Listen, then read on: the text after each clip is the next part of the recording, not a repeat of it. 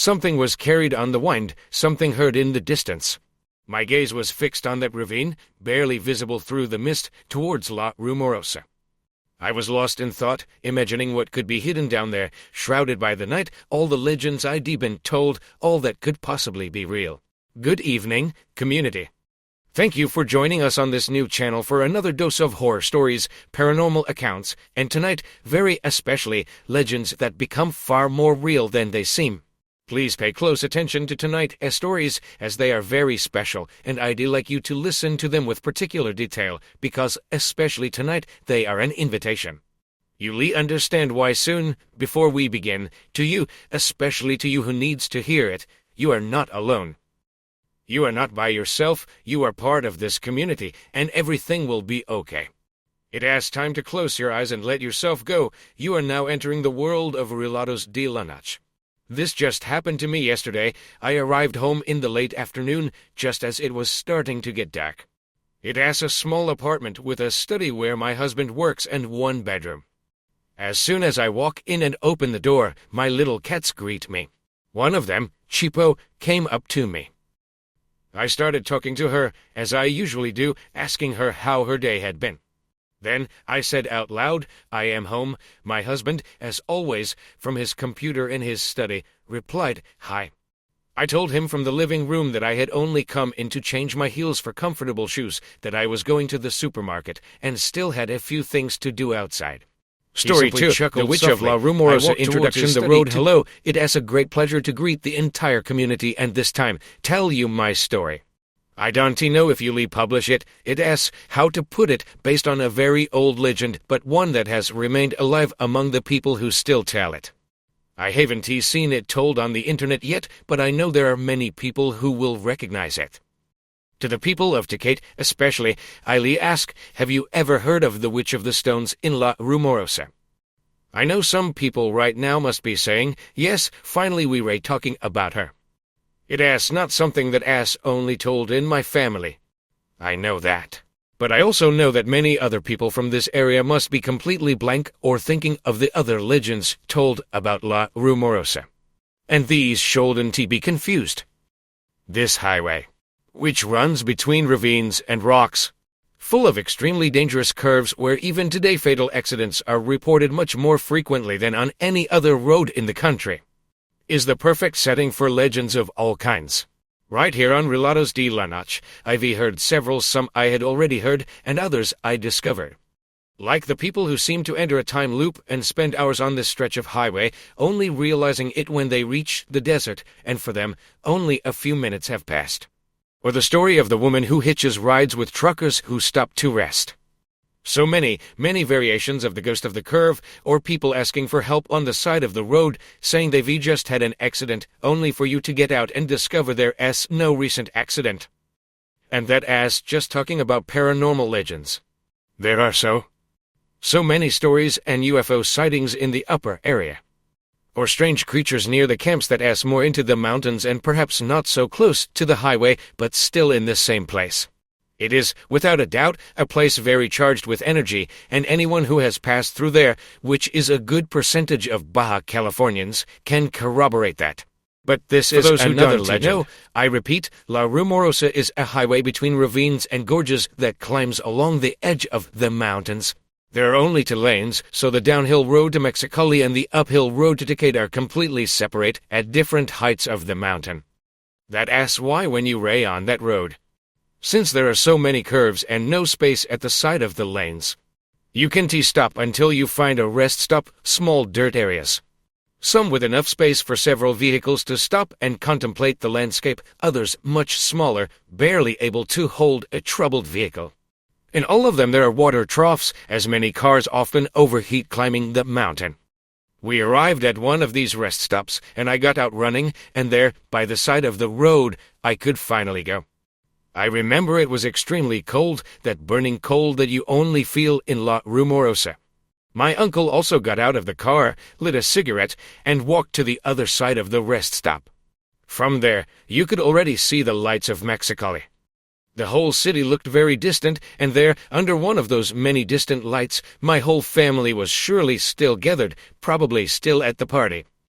Only the wind could be heard, a calm wind that night. Perhaps that's why I managed to hear something, a kind of woman-esque scream in the distance. I ran to my uncle, even though the smell of cigarette smoke disgusted me. I asked him if he had heard that. "Yes, you heard it too," he replied, and started looking both ways on the road. "Son of a b, don't you tell me we ended up here, precisely here," he said, but apparently not for me.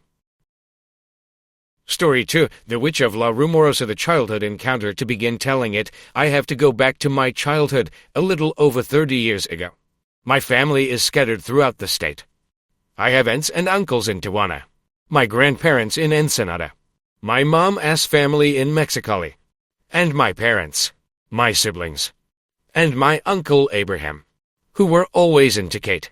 Uncle Abraham, ever since I was a child, I remember he lived with us. He asked my dad's younger brother. When my father got married and went to live with my mom in Tecate, Abraham went with him. At that time, he was 15 years old. By the time I was born, he was already 18, so although I don't remember it, he was the one who took care of me the most when I was a baby. When my sister was born 4 years later, my Uncle Abraham started traveling a lot for his work. His room was always in the house, although it became rarer and rarer for him to be in Tecate to use it. Since then, he traveled all the roads of the country. I loved it when he arrived with gifts for my sister and me, and especially with many stories. I loved legends and ghost stories. The tales he brought us were of all kinds of adventures. He lived on the roads, of places that seemed completely magical and distant to us, as if they were another country, another world.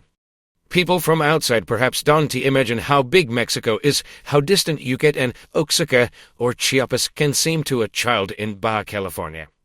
It is another world that we got to know thanks to what he told us.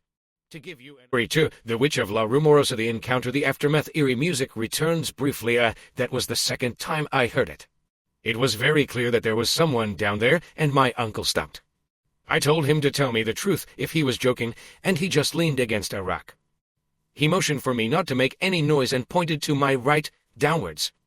I settled into the same rock as him. It was very dark, community, but I know what I saw.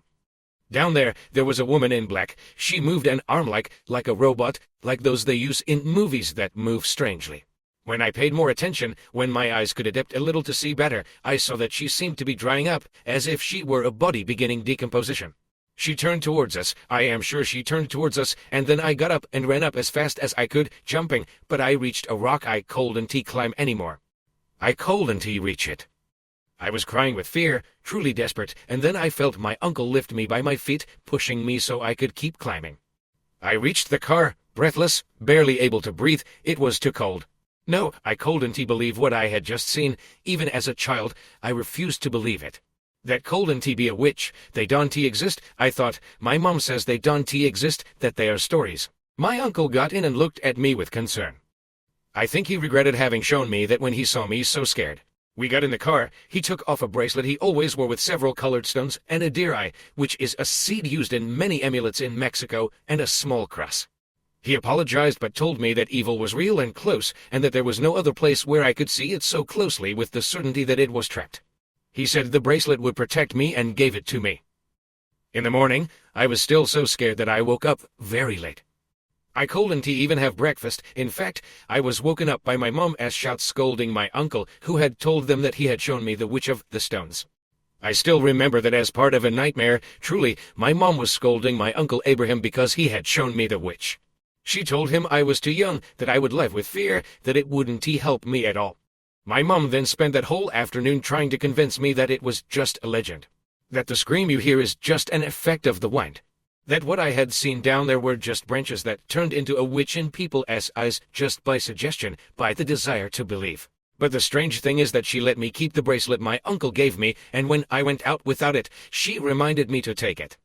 Over time, I learned that people say that when you see a witch, your perception becomes stronger, that from then on. Story 2, The Witch of La Rumorosa, the recent encounter. The next thing I have to share with you is something that happened recently, just a couple of years ago. I still live in Tecate. I still constantly go to visit my family, especially since my parents are no longer around. Taking the highway is common, although I don't like to travel much at night or in bad conditions. One weekend I went to visit my grandparents in Ensenada. I was with my wife and her sister. She is in high school but spends a lot of time with us. I feel that when we have children, she will be what my Uncle Abraham was to me. On the way back home, we first went to Mexicali to drop off an aunt. The plan was to have dinner there with her, but then we saw that snow was threatening in La Rumorosa. We hurried to pass before the snow arrived. It makes it look very beautiful, but it is even more dangerous, and that is why they usually close the road for hours. So it was time to speed up, but I wasn't driving my car.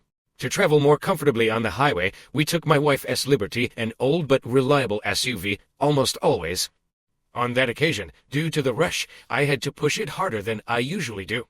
It couldn't handle us forcing it that way, and right in the middle of the climb up La Rumorosa, it started to overheat, despite the cold, or perhaps that is what made it last a little longer. The fact is that I had to slow down on the climb and started looking for a rest stop to let it cool down and check the radiator water. I think I even smiled when I saw that next rest stop where I had to stop. I hadn't stopped there in many, many years. We checked the radiator. It had spilled all its water.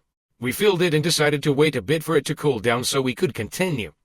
Once we reached the top of the climb, we could drive at a moderate speed to Tikate without much problem, making a couple more stops. I didn't want to say anything. I didn't want to suggest anything to anyone by telling them where we were. But suddenly my sister-in-law, who was very close to the ravine taking pictures of the landscape, ran up to me and said, "Did you hear that?" "Hear what?" I replied. She pulled us to the edge of the ravine and told us to pay attention. "Do you hear the wind? How it sounds? It is creepy, like a horror movie," my sister-in-law said. My wife had already told her that story several times, the time I saw the witch. She looked at me, tilted her head as if understanding what was happening, putting two and two together, and then simply said, "Don't tell me it is here." I stepped down onto a rock at the beginning of the ravine-ass slope and pointed down to the spot where she should still be trapped behind a large rock with a dry branch. It looked exactly the same as when I was a child. Not even the occasional rock falls had changed anything. I heard my wife tell her sister that there was a legend that said a witch was trapped among the stones, condemned to be there for all eternity without being able to die, and that she could only be heard at night. And the strange thing is that it wasn't even dark yet. I also heard my sister-in-law making fun of my wife, telling her how she could believe in something like that she understood it from me, but from her. And you know what is funny? My sister-in-law believes in ghosts, but for some reason, the idea of a witch seems ridiculous to her. That is when we heard something, a very close lament, almost as if something was coming up towards us. Without saying anything, we all ran back to the truck. I closed the hood and drove off, completely forgetting about the engine cooling down. I still wear the same protective bracelet. My sister-in-law shared what happened with some friends. She told me that although no one has dared to go down, several have gone to see, that a group of her friends found the place and yes, they heard her, that even one of them recorded her. I am going to share the exact location of this rest stop with you for anyone who wants to verify that the legend is real. You decide whether to convert it or not. Uriel, I know many times you prefer not to give locations, but come on, there aren't that many rest stops on the climb up La Rumorosa. Anyone who wants to verify that the Witch of the Stones exists, that she is still there, only has to stop a little at each of the rest stops and where they hear her. If they want, if they dare, they can go down. I share the same opinion as my Uncle Abraham, wherever he may be. Sometimes seeing evil face to face is not a negative thing. It gives you perspective. It makes you see that we are not alone, that there is something beyond our comprehension, because if evil exists, then good also exists, and that is inevitable. Although in my case, I don't want to see her again, even though I was a child, even though so much time has passed, once was enough. Eerie Music Returns community, I hope you liked the previous story, and it leads us to make a very important call. We all know the most representative legends of our communities, of our cities, but there are many that are perhaps not so popular and are much closer to us. Some that we can verify are true, like this one, some of which we know someone who could be a witness. So, let us look for them. Let us start with Mexico, which is where we have more people, but we don't have to stop there if it is a topic you like. That is why I am inviting the entire community to tell us a truly terrifying legend from their state, new or not, a current urban legend or perhaps a colonial legend that you simply feel you have been close to. We are going to explore all of Mexico, state by state, through its legends. What do you say? So, we are inviting everyone, but urgently, Aguascalientes, Baja California Sur, Campeche, Chiapas, Chihuahua, Mexico City, and Coahuila for a first episode of Legends. What do you say? Do you have one to share? For now,